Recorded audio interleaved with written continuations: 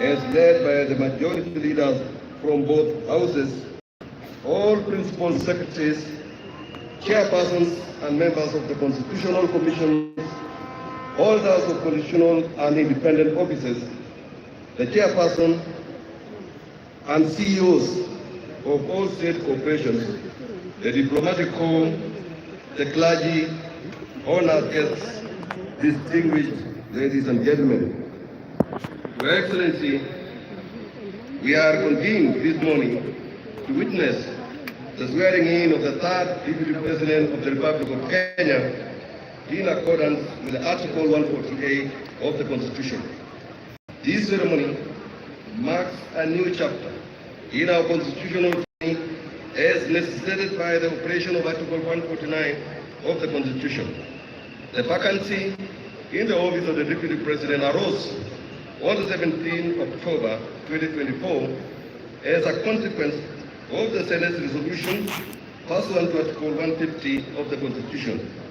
This resolution was formally notified to the public through Kenya Gazette Notice Number 13400 of 2024. To steer the transition in the office of the Deputy President, His Excellency the President nominated Honorable Professor Kindiki, EGH, for confirmation as the next Deputy President of the Republic through a vote by the National Assembly in accordance with Article 149(1) of the Constitution. The National Assembly confirmed Honorable Kindiki as Deputy President designate by an affirmative vote. This resolution of the August House was transmitted by the Speaker of the National Assembly to our leadership, the Chief Justice, with a copy to His Excellency the President. Subsequently, legal proceedings were initiated, leading to interim orders being issued on the 18th of October 2024, temporarily barring the Deputy President designate from assuming office. On October 31st, 2024, a three-judge bench of the High Court, sitting in Nairobi, vacated those interim orders, thus paving the way for the Deputy President designate assumption of office. To facilitate this significant transition, representatives of the three arms of government convened under the auspices of the assumption of the office of the Deputy President Committee as notified through Kenya Gazette Notice Number 14098 of 2024. In carrying out its mandate, and with due regard to the constitutional imperatives and the consequence of the office of the Deputy President within the executive, the Assumption of Office Committee resolved to hold the swearing-in ceremony today, being Friday, 1st November, in the year of our Lord 2024. To ensure that this occasion could be observed by all Kenyans, the committee further recommended that in line with Section 12 of the Assumption of Office of the President Act, the day of this swearing-in be designated a public holiday of general observance throughout the Republic of Kenya. Your Excellency, sir, with the constitutional prerequisite for the assumption of the office of the Deputy President having been fully discharged by the legislature and the executive, we note that Article 148(4) of the Constitution that obligates that, and I quote, the swearing-in of the Deputy President-elect shall be before the Chief Justice, or in the absence of the Chief Justice, the Deputy Chief Justice, and in public. Now, therefore, as the convener of the Assumption of Office of the Deputy President Committee, and with the gracious presence of our leadership, the Chief Justice, it is now my humble duty to commit the remainder of this program to the judiciary. With your Excellency's kind permission, sir, may I now invite the judiciary to lead us into the next phase of these day's proceedings. Your Excellency, sir, distinguished ladies and gentlemen, you are all kindly requested to rise up on your feet for the observance of the official judiciary protocols and formal commencement of the judiciary part of the swearing ceremony. I thank you, Your Excellency.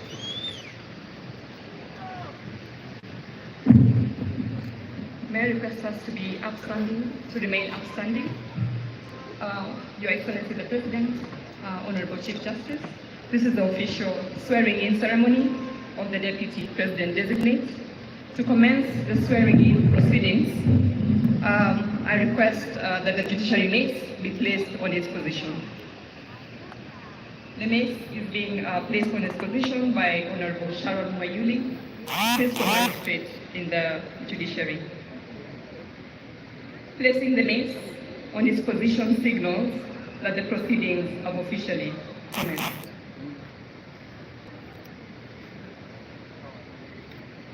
You may kindly take your seats.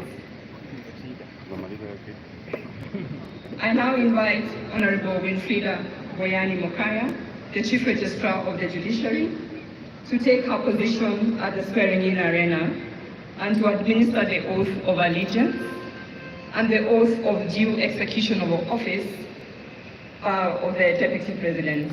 Welcome, Honorable Chief Registrar.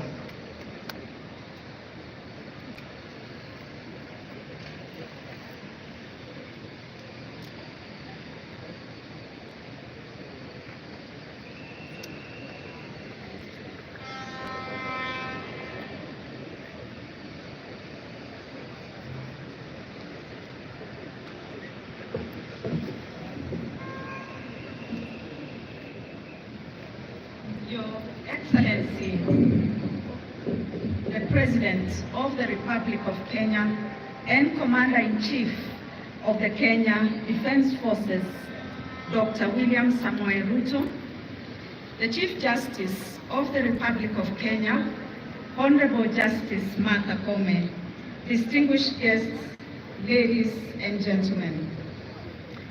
Before commencing the proceedings, may I request the Honorable Chief Justice to take her position in the arena.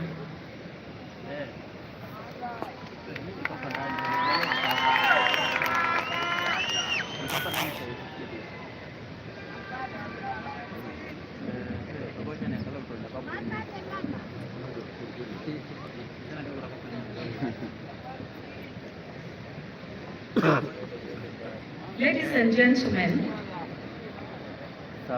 Article 149(1) of the Constitution of Kenya provides that where a vacancy arises in the office of the Deputy President, the President shall nominate a person to fill the vacancy within 14 days of the vacancy arising, and the National Assembly shall vote on the nomination within 60 days. Vide a special gazette notice number 13401, dated and published on 18th October 2024, the Speaker of the National Assembly notified the public that the National Assembly, at its sitting held on Friday, 18th October 2024, voted in favor of the nomination of Professor Kithure Kindiki to fill the vacancy in the office of the Deputy President of the Republic of Kenya. Article 74 of the Constitution provides that before assuming a state office, acting in a state office, or performing any function of a state office, a person shall take and subscribe the oath of affirmation of office in the manner and form prescribed by the third schedule to the Constitution or under an Act of Parliament. Further, Article 148(5) requires that a Deputy President assumes office by taking and subscribing to the oath or affirmation of allegiance and the oath or affirmation for the execution of the functions of the office as prescribed in the third schedule to the Constitution. The oaths prescribed in the third schedule to the Constitution are to be taken by the Deputy President before the Chief Justice. May I now call upon the Deputy President designate, Professor Kindiki, to take his place and take the prescribed oath.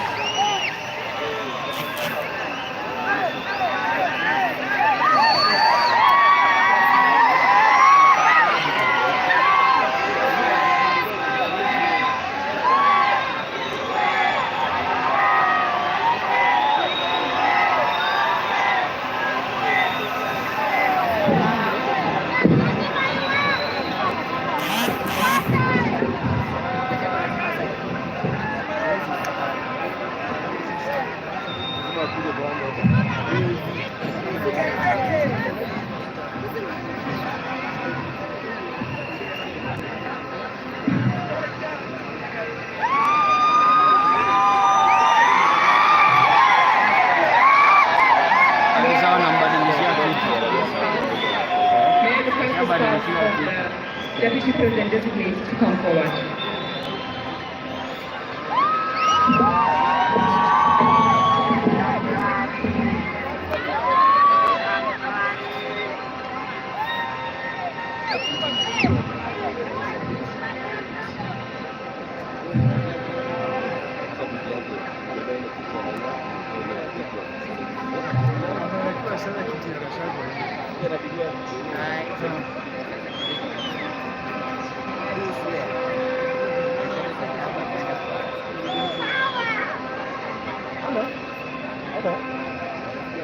Mr.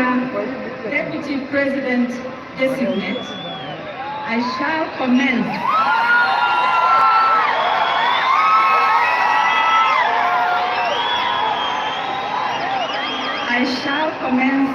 with the administration of the first oath, which is the oath of allegiance of the Deputy President. Kindly repeat after me.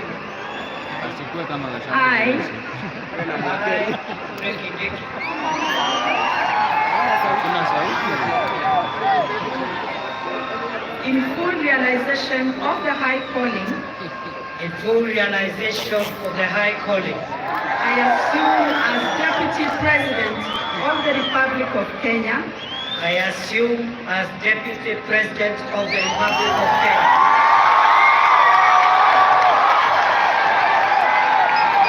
do swear that I will be faithful and bear true allegiance to the Republic of Kenya, that I will obey, preserve, protect, and defend this Constitution of Kenya, as by law established, and all other laws of the Republic, and that I will protect and uphold the sovereignty, integrity, and dignity of the people of Kenya. So help me God.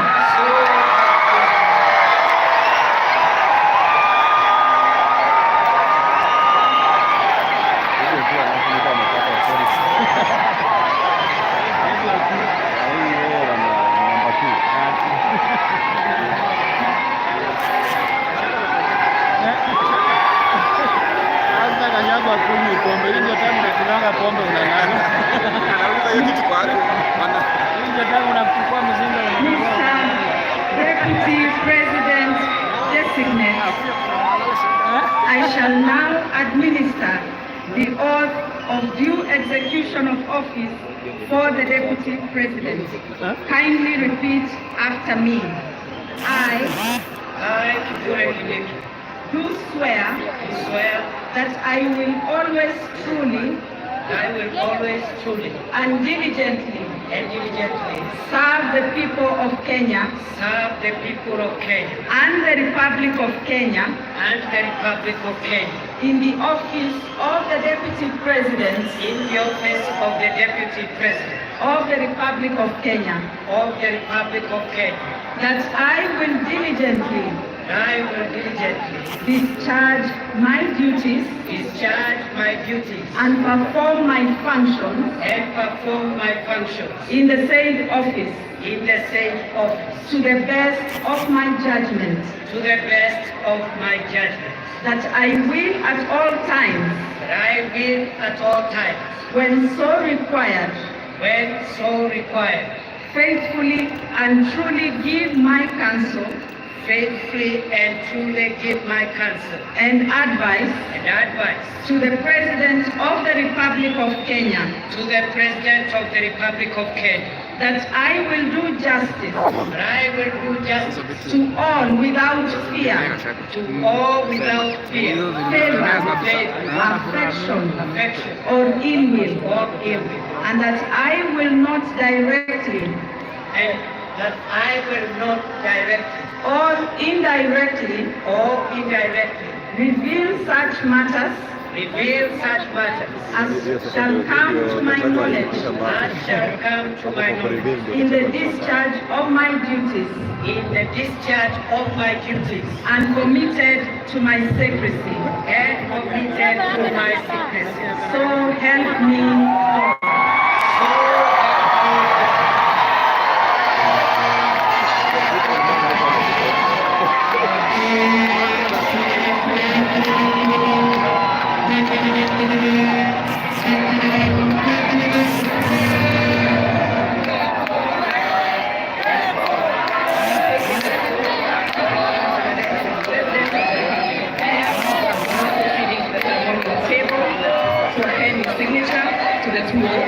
Adding the oath of allegiance and the oath of office of the Deputy President.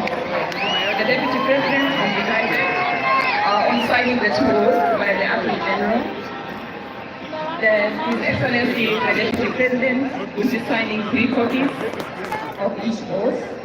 The first set of oaths will be retained by His Excellency the Deputy President as a solemn reminder of the commitment.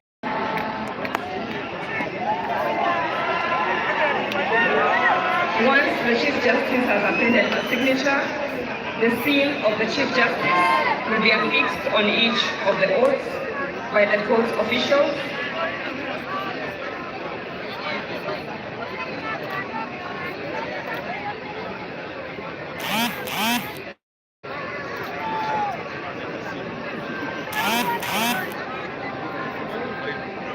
Reshuffle inakuja kwa PS. Reshuffle na PSS. Wote wanaenda nyumbani.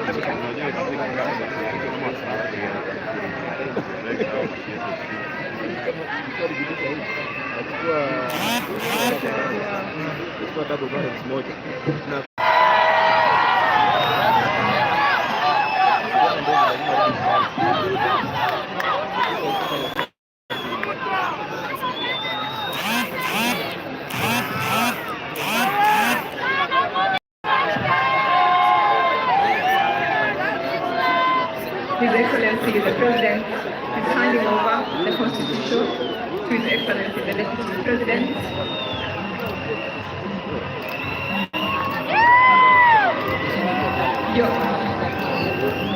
Your Excellencies, if you could remain on stage for a brief photo session to commemorate this event. The first photo will feature His Excellency the President and His Excellency the Deputy President of the Republic of Kenya.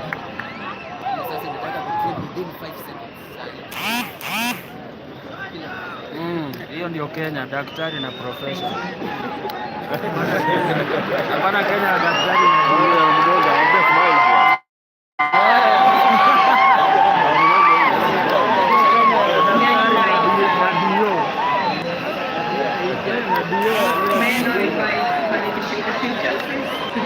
Gari iko sawa. Profesa na daktari, sio profesa na dio. Tena ni wasomi bwana, tuwezi ongoza na mtu masomo yake ni kidogo. Tena ni dio.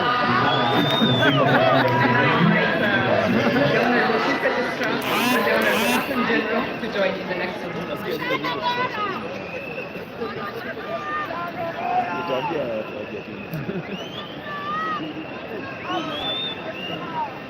Eh, mazemali For kashago the hapo second last jamani. photo, I kindly request Her Excellency the Founder, the Deputy President, Dr. Joyce Kure, and Her Excellency the First Lady, Rachel Russo, to join in the fourth photo.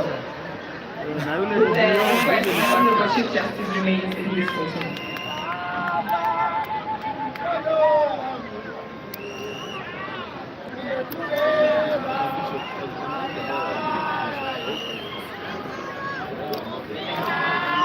Thank you very much. Mimi naona huyu Kindiki akiwa For rais the hapa. final photo, we have Huyo atakuwa rais hapa His mbele. Excellency the President, Akibaki tu His mnyenyekevu Excellency kwa the rais. Deputy President, the First, Her Excellency the First Lady, and Her Excellency the First Deputy President. I request the Chief Justice to please take her seat. Thank you, Honorable Chief Justice.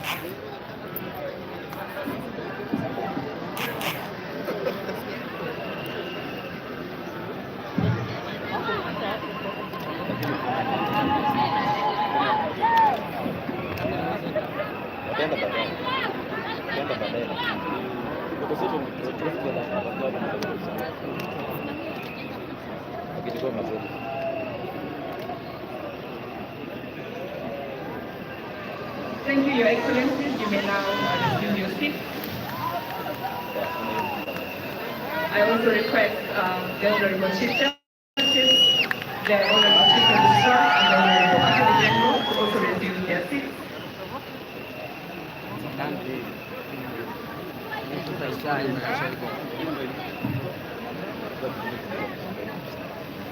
Ladies and gentlemen, as we come to the end of our ceremony, I would like to ask us to remain upstanding for the lowering of the knees.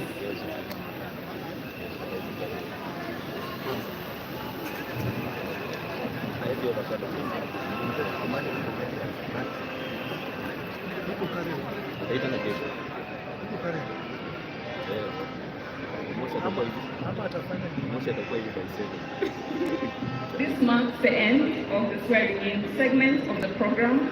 I wish now to hand over to the Master of Ceremony to continue with the rest of the program. I thank you. Tupigie judiciary makofi tafadhali for a job well done. Let's also take this opportunity to give a warm round of applause to the Deputy President, Professor Kindiki. Tupigie makofi tafadhali.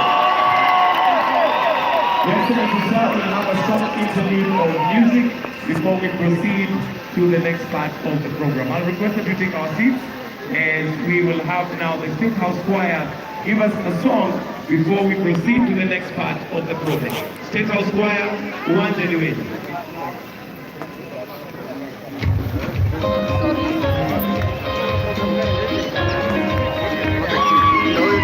Kama wana bendera, sisi ni Wakenya daima, ndio huo wimbo.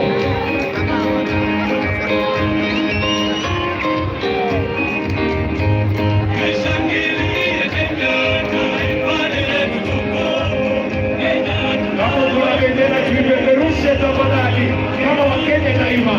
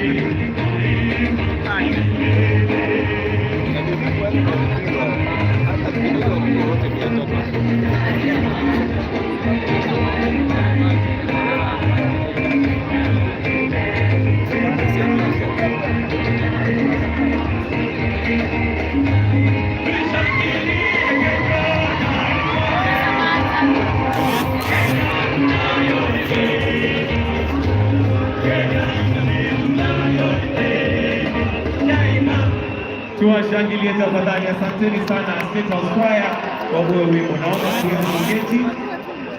Mheshimiwa Rais, sasa naomba unikubalie nimwalike His Excellency the Prime Cabinet Secretary Honorable Musalia Mudavadi to make his remarks. Tumpigie makofi tafadhali akija katika jukwaa.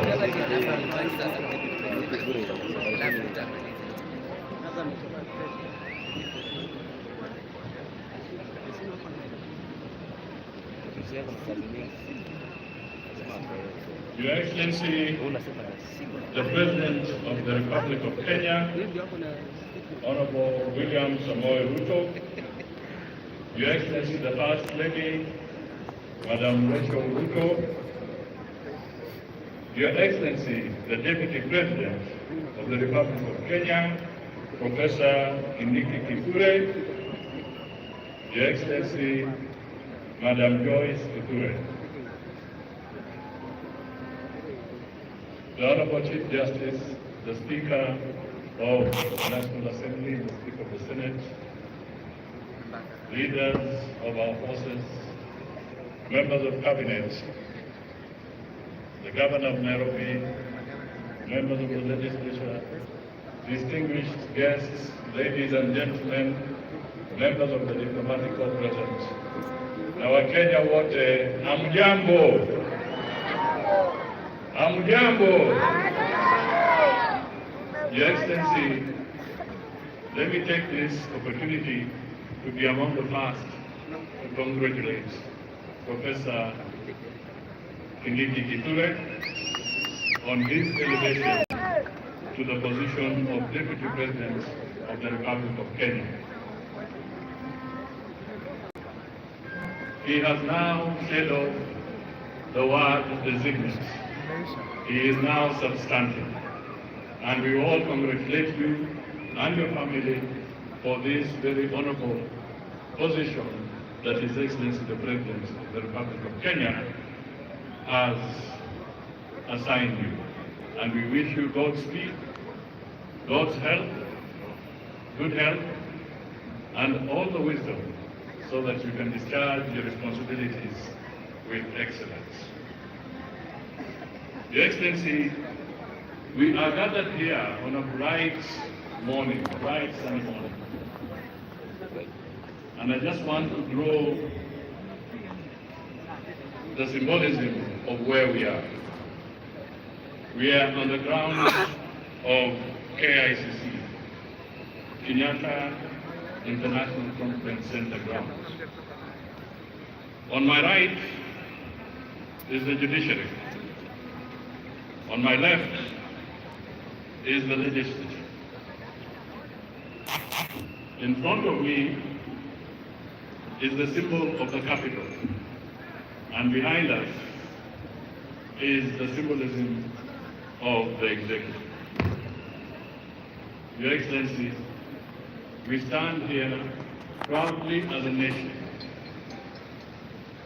to actually show and to prove to the Kenyans who ushered in the 2010 Constitution with a 70% majority, and to the international community that our institutions work. I would like to repeat that our institutions work. There may be challenges. The wheels may take a little longer to turn, But at the end of the day, the legislature has done its bit, the judiciary has done its bit, everybody gets a chance to be heard if they agree, and finally, the executive can move on. We are a country that respects the rule of law. Finally, Your Excellency, I think it is important for us to reflect on the journey ahead. We have had a tumultuous 2 years, and there are moments that Kenyans have accused us of having removed our eyes off the ball. This is a moment, a great moment, for us to retrace our steps, get together, have a unity of purpose, have the resolve and the will, and to focus so that we can deliver for the Kenyan people as they requested us to do when they cast their votes 2 years ago. In Professor Kindiki, we see a lot of virtue, but perhaps the one I may want to single out is the virtue of humility.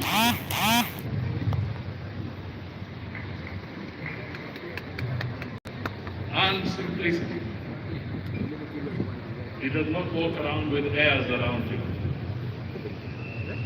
This is a very important virtue. If as a nation we can embrace humility, we will go far. If you disregard humility, it can be very expensive. So, ladies and gentlemen, it is now my honor to ask the Deputy President of the Republic of Kenya, Professor Kindiki, to come forward and make his remarks, and thereafter invite His Excellency the President to speak to us. Makofi tafadhali.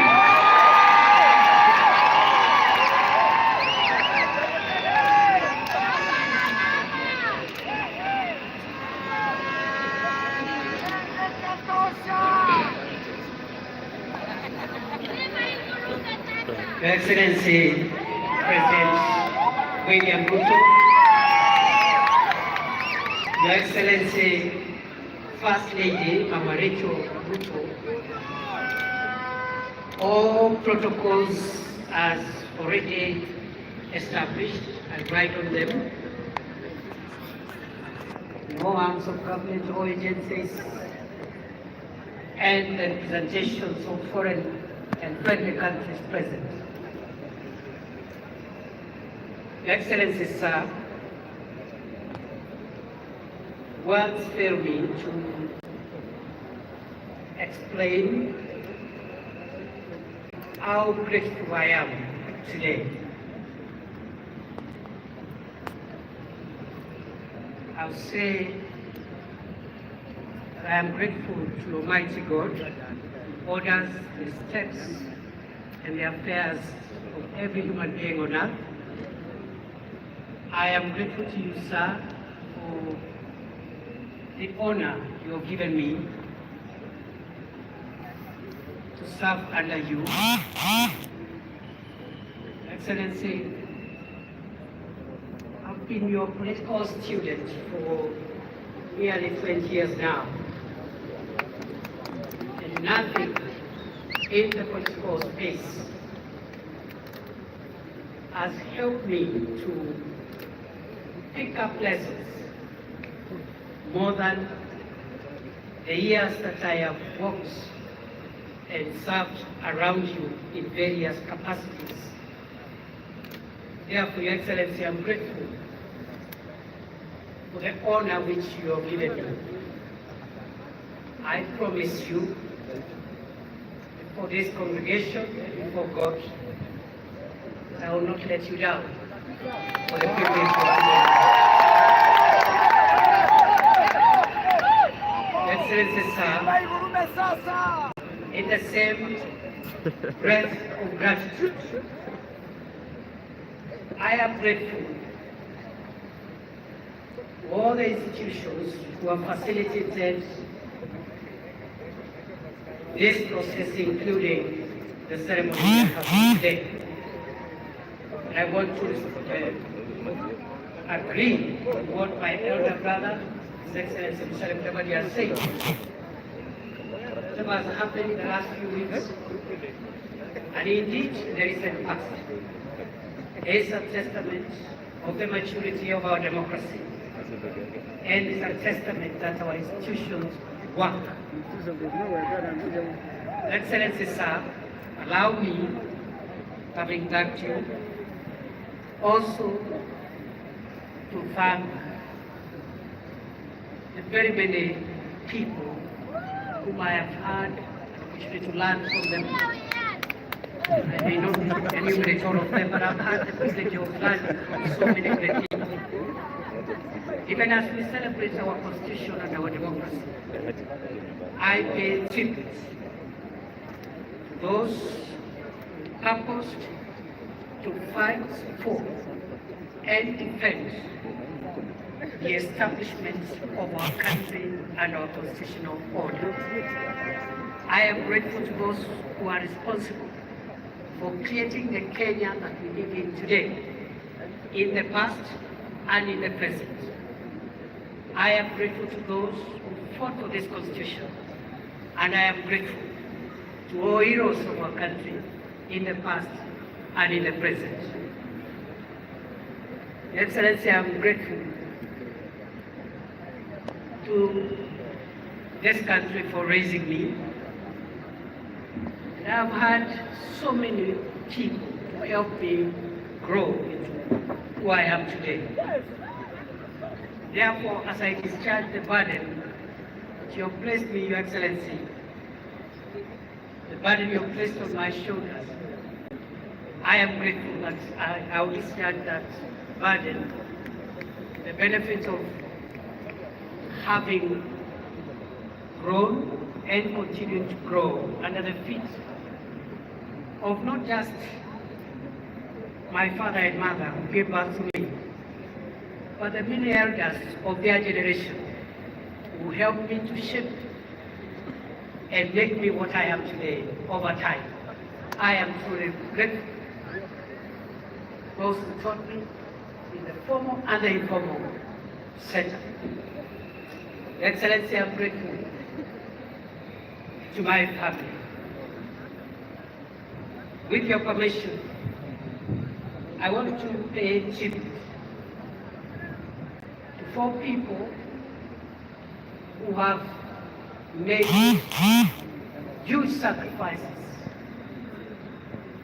especially in the 14 years, 15 years or so I have been in politics. Before then, I had spent a decade in academia, and of course I'm also grateful to the professors and the colleagues with whom we worked with. But allow me, Your Excellency, today, on a moment like this one, to thank my wonderful wife, Joyce, a woman who has sacrificed,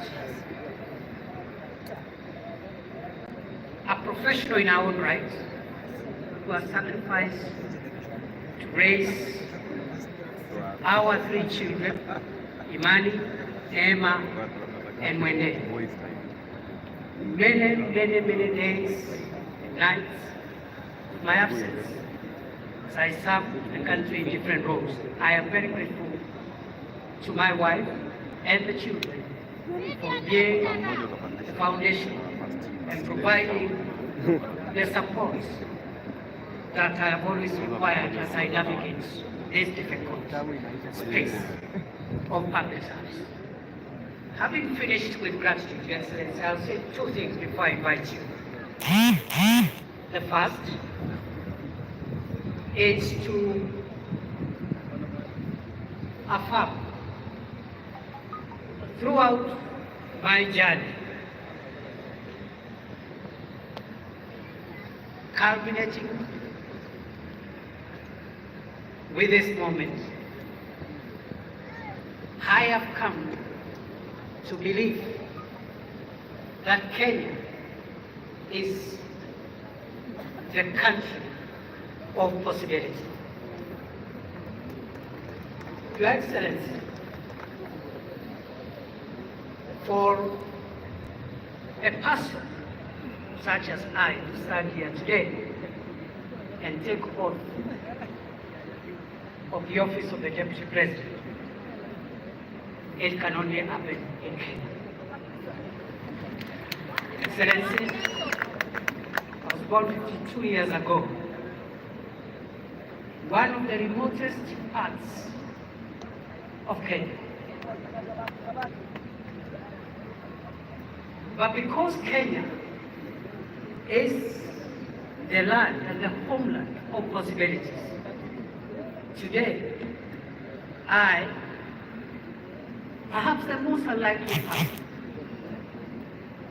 is standing here today because Kenya has made it possible for anybody to become anything in this country. I don't take it for granted.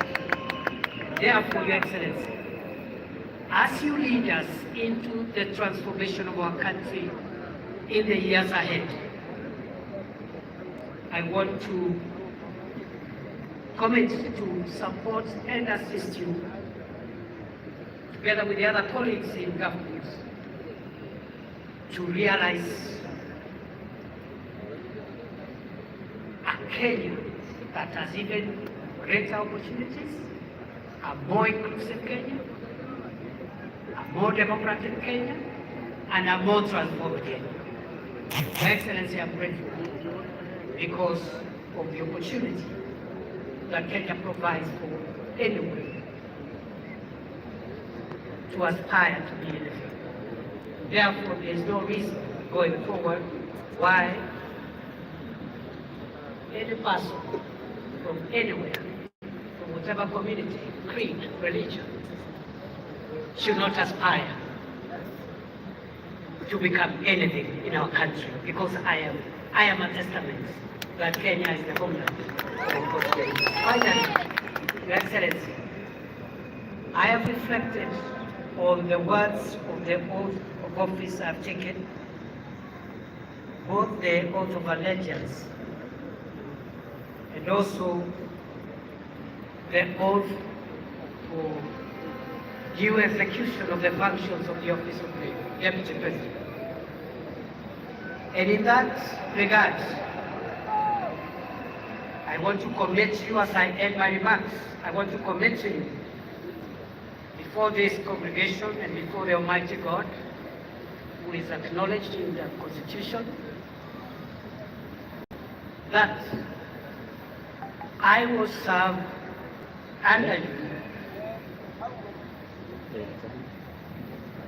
and provide you with the assistance and support you require to take this country to the next level. I commit I will be loyal and faithful. I will try the best of my ability to work hard together with the other colleagues to lighten the burden that you carry on your shoulders, Your Excellency. And therefore, I think for me, today is, if I may say so, a day when I have received the highest honor yet of my life. And I don't take that for granted. I want to pray that God will give me wisdom to do what I must. And the colleagues who we have worked with and will continue to work with, I want to say that I'll provide continuity so that we can be able to all work together and deliver for this country. I forgot, Your Excellency, to thank when you gave me the task the last 2 years of serving the Ministry of Interior. They are wonderful people whom I have worked with. Now, the police, the prisons, immigration, and all the departments and agencies in the Ministry of Interior. The little successes that we could have achieved, I attribute those successes to my colleagues. If there have been a few challenges, I take responsibility for those challenges. Your Excellency, with those many remarks, thank you very much for giving this privilege. And I now want to request that we be upstanding as we invite His Excellency President William Ruto to come and address us. Moja, pili, tatu, ingine.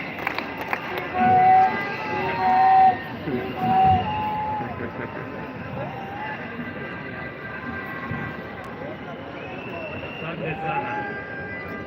Tafadhali tunaweza kuketi chini. Asanteni sana. Thank you very much.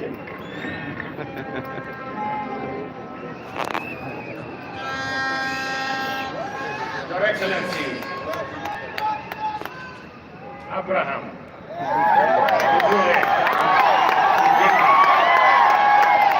Deputy President of the Republic of Kenya. Excellencies, Mr. Speaker of the National Assembly, Mr. Speaker of the Senate, our sister, your leadership, the Chief Justice of the Republic of Kenya, members of the judiciary, members of the executive, members of the legislature, fellow Kenyans, hamjambo. Hamjambo tena. Bwana Yesu asifiwe. Assalamu alaikum. Hebu mnisalimie hivi hewani nione ndugu wa Kenya.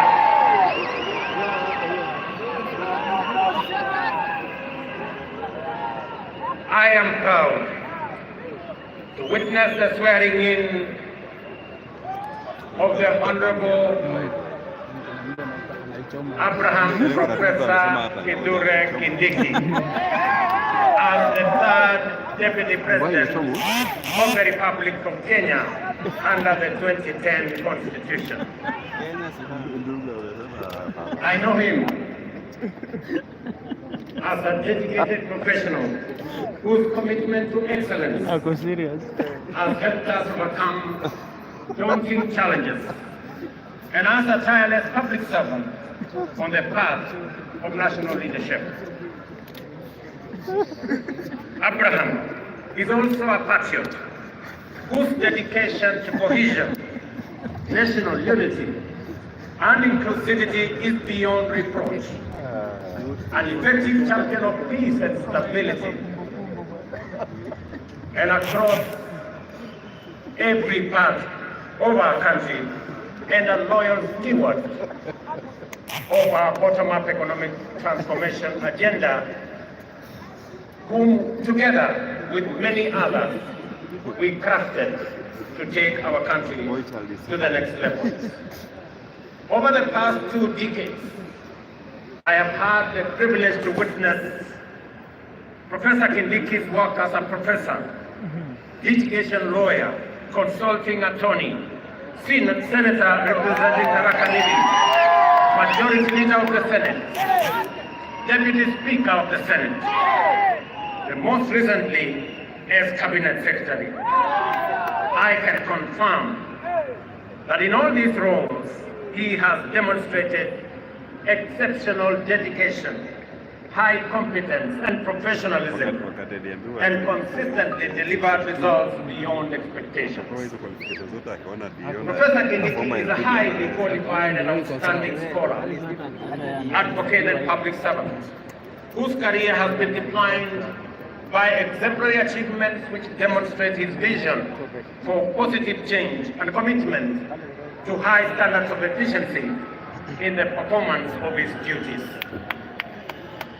At this stage of the implementation cycle of our national transformation agenda, the people of Kenya require a patriotic public servant and a consummate champion of our constitutional dispensation, our broad-based national governance framework, and the bottom-up economic transformation agenda to support the cabinet and the presidency in delivering in full and on time. This moment calls for an individual who takes pride in a job well done and is humble enough to be a loyal servant of the people, and who is selfless enough to reach out and mobilize the entirety of government towards delivering for Kenya. Experienced enough to understand the importance of engaging all sectors of our economy to drive transformation, and committed enough to serve professionally, with loyalty, and most importantly, with integrity. I am delighted to affirm that our coalition, and indeed our nation, is blessed with many professionals who meet all these criteria. Among them, Abraham Kithure Kindiki stands out for his exceptional qualifications, extensive experience, and wide-ranging accomplishments. I am honored that he is available. He has told me he is ready, and I know he is willing to serve as my deputy. Professor, my young brother, let me call you Abraham K. Or Abraham K. Welcome to the service of this great nation, Kenya. And let me say this, I have heard you clearly when you took your oath of office and the oath for the due execution of your responsibilities as Deputy President. You have said two fundamental things in your oath. Kenyans were listening, I too was listening. You said that you will serve the people of Kenya and the Republic of Kenya. Abraham, please serve the people of Kenya and the Republic of Kenya. As I told our principal secretaries, as I told our cabinet secretaries, and as I tell every public servant who has a responsibility, who has a duty, who has the honor to serve our nation, let us serve the people of Kenya and the Republic of Kenya.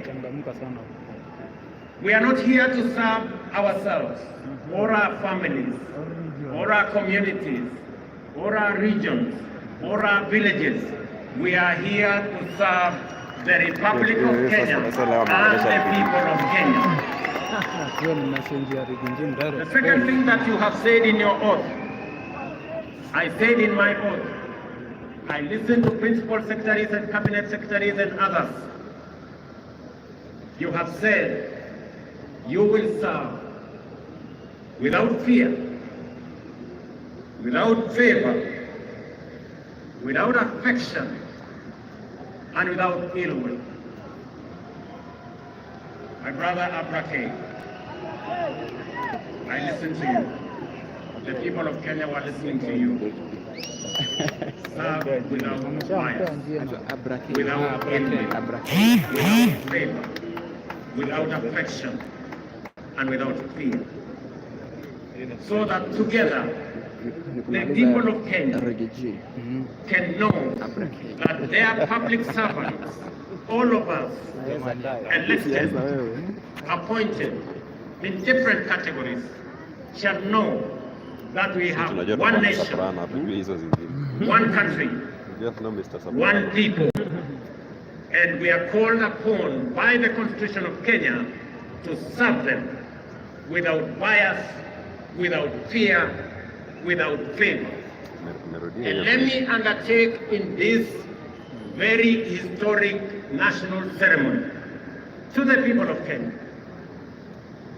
And I say this as MCAs listen to me, as members of parliament listen to me, as members of the executive listen to me, those in the judiciary and those in the executive, that the people of Kenya, it doesn't matter, those who live near our oceans, near our lakes, in our mountains, in our valleys, in our arid and semi-arid areas, they are one people, one great nation called Kenya. And I want to commit, pledge, and undertake that we will serve the people of Kenya equally, and no part of Kenya, no community in Kenya, no section of Kenya, no region of Kenya shall be left behind. We are going to walk together. I say this to our representatives. Every MCA knows that they were never voted by all the people in their ward. Every member of parliament knows the same, that they were never voted by all the people in their constituency. And so does my friends governors. They know that not everybody in their county voted for them. But they also know that they must serve all the people, whether they voted for them or did not vote for them. Professor, you and me have the honor to serve the people of Kenya. And as I have said before, we will serve the people of Kenya equally, those who voted for us and those who did not vote for us. The government of Kenya equally belongs to all the people of the Republic of Kenya. Let me also say the following, because this is a very important occasion. To underwrite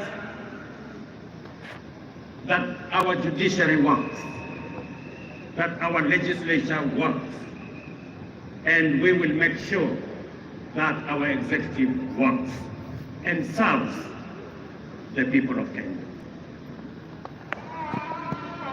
I know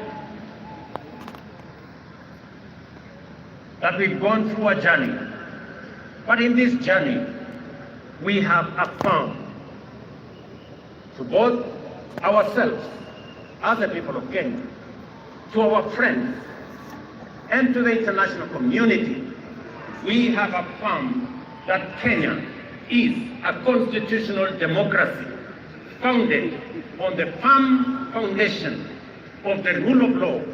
We believe in freedom, and we believe in making sure that no Kenyan, and none of us is left behind. Today we stand here as a people, united, peaceful, because we are a democracy, we believe in our constitution, we believe in the rule of law, and we are a free people, and we make choices. Let me also say this, to all of us who are public servants, it doesn't matter at what level, to all of us, we are reminded on this very historic day that we serve at the pleasure of the people of Kenya, and we serve under the provisions of the law and the Constitution of the Republic of Kenya. And that none of us, irrespective of the office we hold, is greater than what our Constitution says. We must obey, we must submit to the law and to the Constitution, because that is what makes us a nation. Let me say this as I conclude. We have made stride as a nation Today, our savings as a percentage of our GDP is growing. We have changed and we have transformed our education system. Today, we have more teachers. We just announced another 20,000 teachers. We have a new funding model that is student-based, which we are refining to make sure that no child in Kenya is left behind. My dear Professor Kindiki, I need your voice. I need your intellect to help me and to help members of our cabinet to profile the things we are doing, to speak to the things that we are doing. I have almost become a lonely voice in the executive, especially the presidency, speaking about our projects, speaking about our programs, elaborating on what we are doing. You are eloquent, my brother. You are intelligent, my brother. I am confident that you will do that which I have missed for the last 2 years. I know you will. Ameamua kuchoma. Hakujakuwa na DP for the last 2 years. On university funding and higher education funding. We have a huge program that today our farmers across Kenya have access to fertilizer. We have a huge program on expanding our irrigation. We have a big program on what we are doing. We need your voice and we need the voice of those of us in the executive to provide leadership and to see to it that indeed we achieve what we wrote into our constitution. Today, as we wrote in our constitution, Kenya Power has turned around and today is a profitable company. So is KenGen, because of the stewardship that we have put in place. My brother, our manifesto is elaborate. Our manifesto is transformative.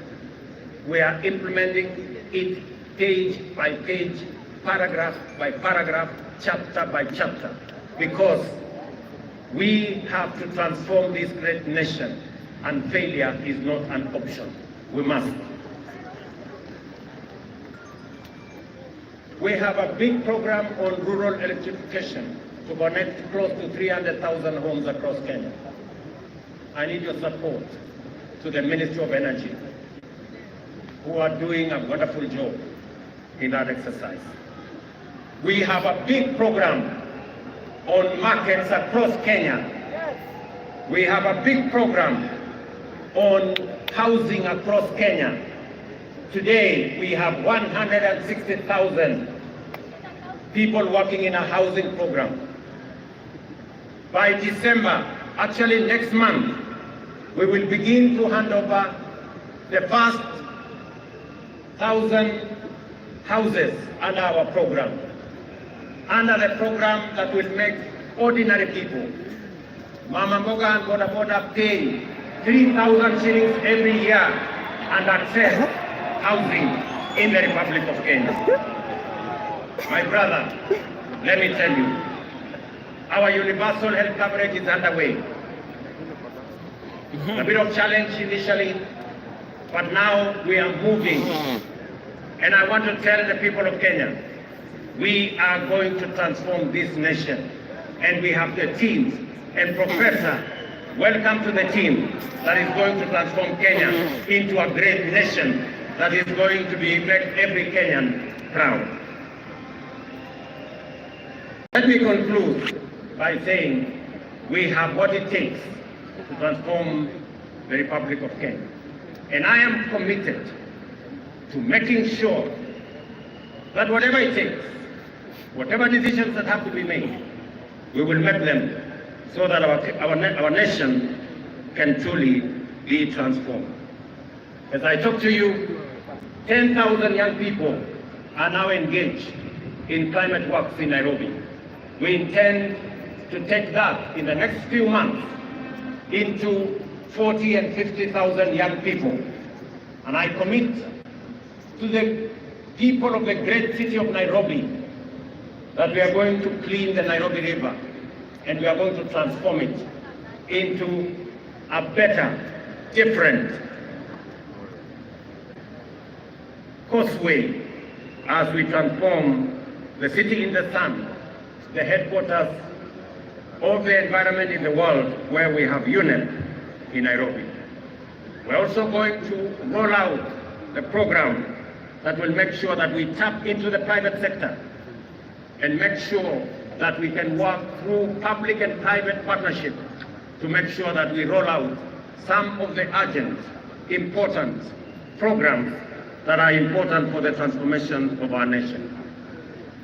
Let me conclude by asking all of us, members of the legislature, members of the judiciary, especially our investigative institutions, to make sure that we ensure that public resources are used efficiently, effectively. I call upon the Office of the Director of Public Prosecution, the offices of the DCI and the offices of the IG to work with the judiciary so that the corrupt can be firmly, decisively dealt with in the Republic of Kenya, and the citizens of the Republic can get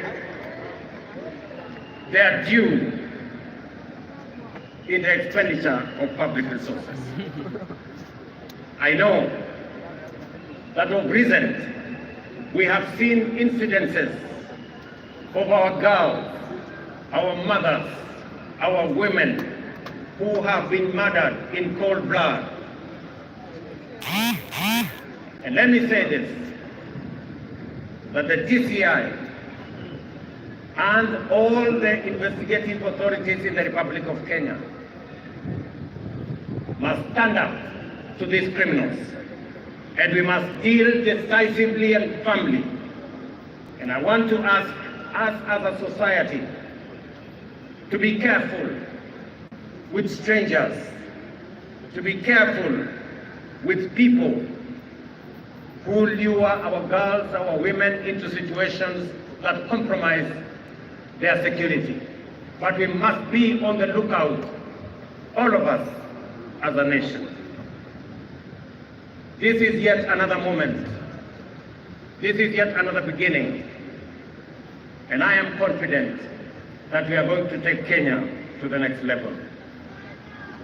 Professor Kindiki, as you and all know, there is much to be done to fulfill our commitments and set our nation on the path to prosperity. I expect you to embark on your duties with dispatch and zeal. I wish you success as you begin your service in the high office you have assumed today. May God bless you. May God bless your family. And may God bless our great republic, the nation of Kenya. Asanteni sana, Mungu awabariki, na tutasonga mbele pamoja. Asanteni.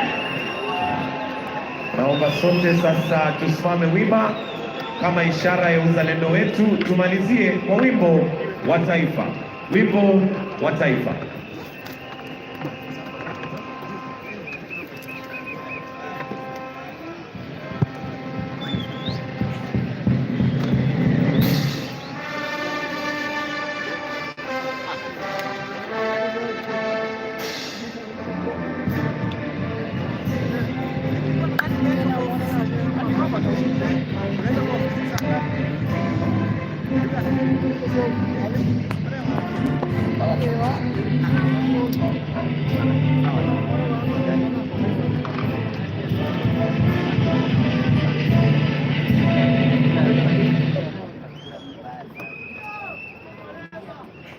Basi tusimame mahali tulipo tukimpatia rais nafasi ya kutoka katika starehe zake.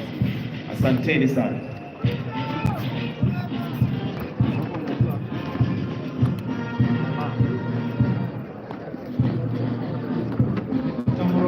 Mheshimiwa Rais aweze kuondoka, na kisha Mheshimiwa Naibu Rais atafuata nyuma akiandamana